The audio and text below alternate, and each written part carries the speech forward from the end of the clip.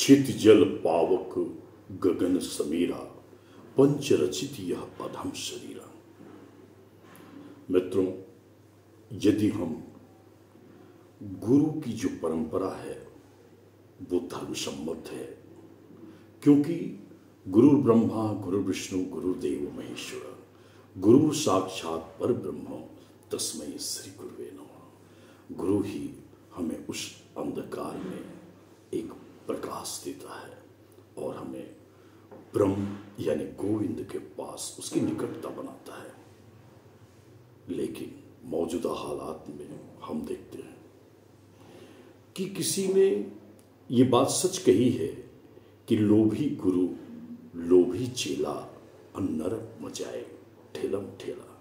यही तो आज हालात है। गुरु कोई शरीर नहीं, गुरु शब्द है।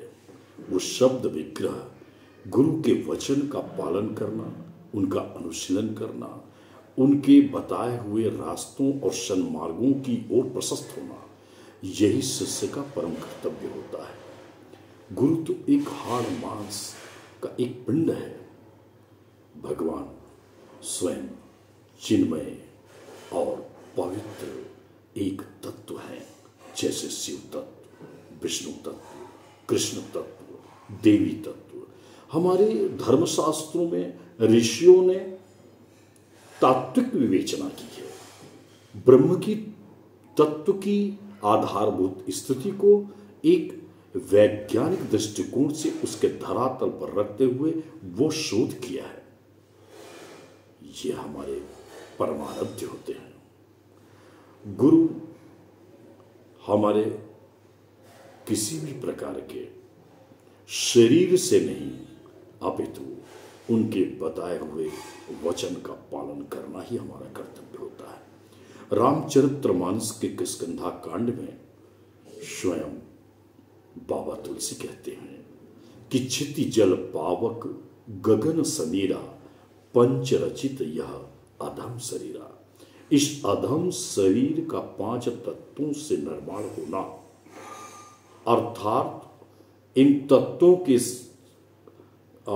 जब देह हमारा छूट जाता है तो वो तत्वों में ही जाके विलीन हो जाते हैं और हम समझते हैं कि यह जो एक रुधिर, मांस, मज्जा, पीप, न जाने कितनी अस्थियां, कितनी हमारी नाड़ियां सब मिल करके एक किसी स्वरूप को बनाती है, तो हम उसका चित्र अपने मानस पटल पे गुरु के रूप में रखते हैं, जो सर्वथा व्यर्थ है। क्योंकि गुरु के शब्द का पालन करना हमारा कर्तव्य ही नहीं, हमारे इस लोक से परलोक की पवित्रता का एक मार्ग तैयार होता है। गुरु, मैं एकनाथ जी के एक उनके अपने जीवन की घटना को मैं देखता हूं, तो एकनाथ जी के गुरु जो थे, उन्होंने जाना कि मेरा जो शिष्य है वह अपने दादा दादी जो उनके लिए व्याकुल है उनके पास नहीं जाता, क्योंकि वह केवल गोविंद गोविंद ही कर रहा है। अपने कर्तव्य निर्वहन के लिए सर्वथा वह कर्तव्य निष्ठता की वो स्थिति पैदा नहीं कर रहा है। तब उनके गुरु ने एक पत्र लिखा, जिस समय एकनाथ तीर्थ यात्रा पर थे, और उनने एक